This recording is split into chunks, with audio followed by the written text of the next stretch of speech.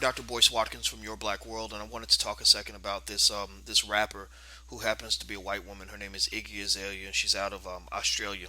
She's pretty young, pretty brash. She's got a large following. She kind of sprung out onto the scene, and won a lot of awards and had everybody saying, "Oh, she's so great." And here's the thing. I'm gonna I guess make a few quick statements about Iggy that'll hopefully provide some insight in terms of understanding what Iggy represents. For the cultural foundation of hip hop, as well as the business side of Iggy Azalea and how that kind of works. Because most celebrities are corporate creations. Understand that there are lots of talented people in the world, but if you don't understand business models, how products are manufactured, distributed, and sold to the customer and marketed, then you won't understand entertainment. If you think it's all about talent or being able to just sing, dance, or rap, or act really well, you're going to miss 90% of the equation. It's not about who has the most talent. It's all about capitalizing that talent and distributing, packaging it, and selling it to a specific audience. First thing I'll say, as a fan of hip hop, I'm a big fan of hip hop. I love hip hop music. That's all I've ever listened to my entire life for the most part.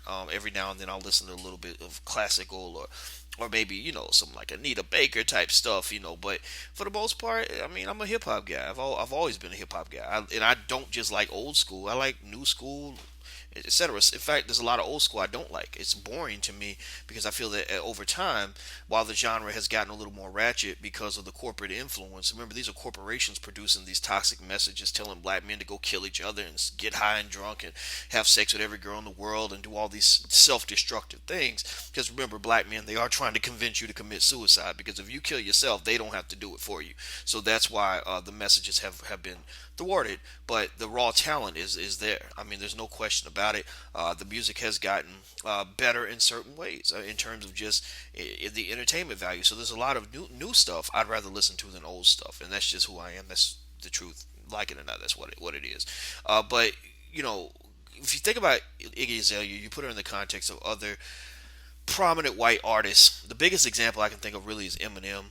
He's to me the only authentic white rapper who's really risen to the top and kind of stayed there over a number of years.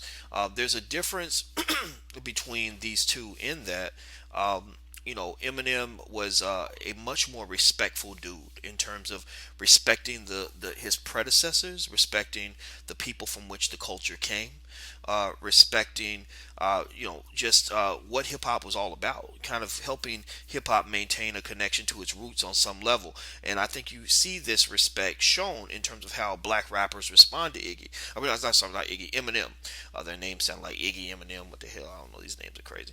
But anyway, a lot of people respond to Eminem in a positive way because Eminem comes off with a certain type of authenticity that you may not always see with a lot of entertainers. And what I like about Eminem, what Eminem gets from white privilege, and Iggy gets the same thing too, is Eminem, number one, has a broader range of artistic expression than you will see from a lot of the black rappers that we hear on the radio. Eminem, does what hip hop is supposed to do, which is to creatively reflect his life experience, and he'll talk about everything. He talks about everything from doing drugs to wanting to kill people to falling in love to mourning somebody's death to his personal biases. I mean, and I don't have a problem with that because I feel like it's coming from the soul. You understand? But when you have certain artists, a lot of African American artists in particular, who come from this quote unquote hood culture that they're trying to market, the message is very consistent. It's very corporatized. It's very programmatic. It's like, okay, you need to talk about guns, getting money, bitches and hoes. Maybe talk about prison. You talk about keeping it real and thugging out and wasting your money on Louis and all this other stuff, and spending money on these stupid European brands that won't even hire your black ass if you went there to apply for a job. It becomes coonery. Really becomes a minstrel show, and that is my big issue with hip hop. It's not so much the fact that every now and then an artist might talk about something like violence or whatever, But we all understand, anybody who's been around violence, who's lived in a neighborhood where violence has taken over, knows that violence is not something to be glorified. You can't glorify assholes who will go and shoot a 3-year-old girl in the head. That's not something to celebrate. You don't celebrate your own genocide. That's stupid.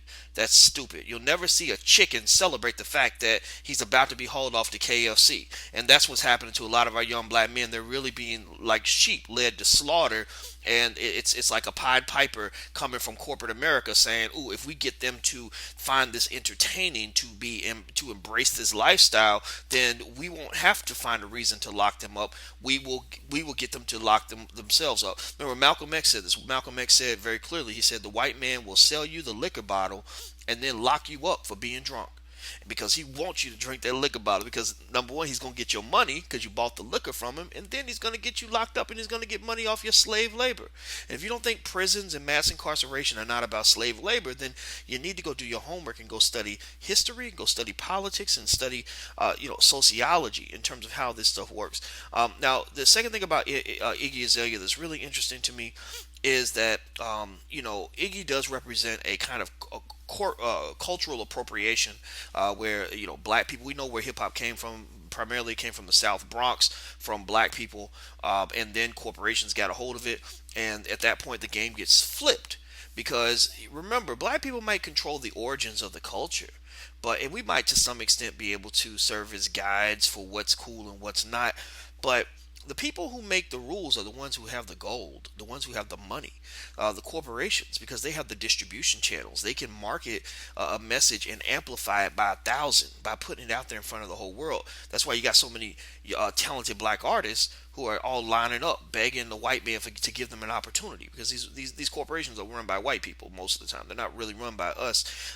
And so what happens is you first have the cultural appropriation and sort of exportation of hip hop to the rest of the world. The audience, the target audience is not black people. The target audience ends up being white people who are fascinated with black culture. They're fascinated with you from the hood, the same way they're fascinated with Indians, cowboys and Indians in the Wild West. And what they would do is they would pay Indians to come in and reenact, Indian tribal customs, and reenact, attacks on cowboys. And of course, at the end, the cowboys always win. They always killed the Indians. They made the Indians look like savages, and they got Indians who were desperate enough to take the money to reenact this very savage, very primitive, very humiliating, activity that really came to represent what people thought that Indians were all about. When we know Native Americans are about far more than this sort of savagery that was presented to media. But for the longest time, Hollywood and corporations controlled that message. So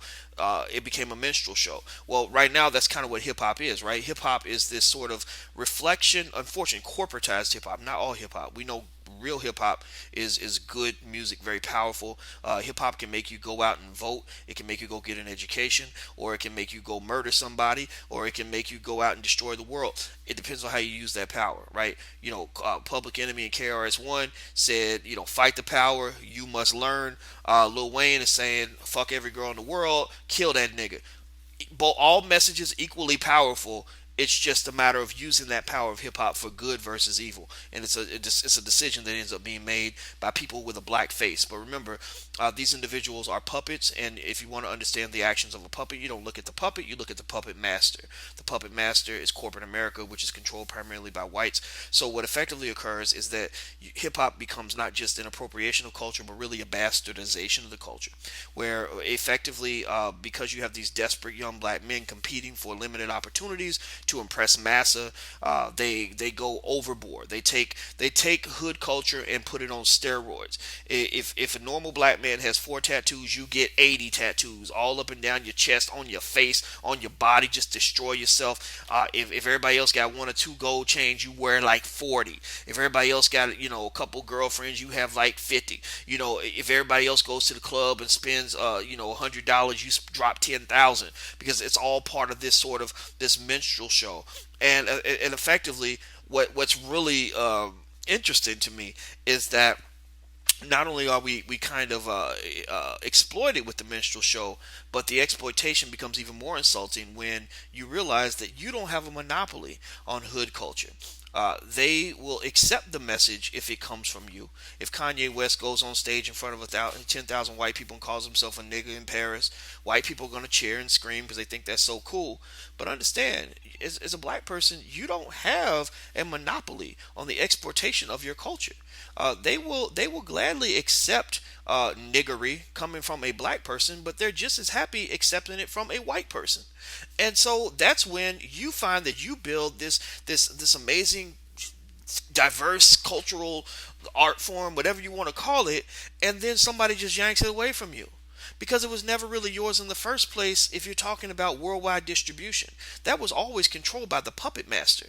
So then what happens is we end up becoming heavily dependent upon these systems, these business models and systems designed and controlled by whites, these distribution channels designed and controlled by whites, these award shows designed and controlled by whites, and then we get mad when we're not getting the awards, when we don't have access to the distribution channels, or when a Iggy Azalea or a Macklemore comes along and sweeps everything, gets awards and accolades that Tupac never got, that Biggie never got, that some of the so-called best artists of all time never received, because you committed yourself to a system that is controlled by somebody else. So that's why Iggy Azalea gets propped right to the top. They get to crown her because they control the crown. They decide who's going to get the crown. It's not going to be your black ass. So at the end of the day, that's the Iggy Azalea phenomenon to me. I'm not surprised to see it happen. Basically, we are the original cooks of hip hop. We are the original chefs, but somebody else can always steal the recipe. And so, Iggy Azalea to me, when I saw Eve and Jill Scott criticize what they call her black scent, and saying, well, why aren't you more authentic? Why don't you bring your own swag? Show us who you really are. And Iggy came back. Now, mind you, I don't like Iggy. I think Iggy's very arrogant. I think she's a little bit.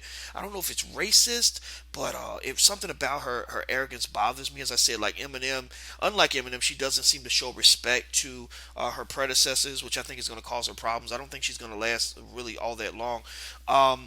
And also, I don't like the fact that Ti is kind of playing the role for her that Samuel L. Jackson played for Leonardo DiCaprio in Django Unchained.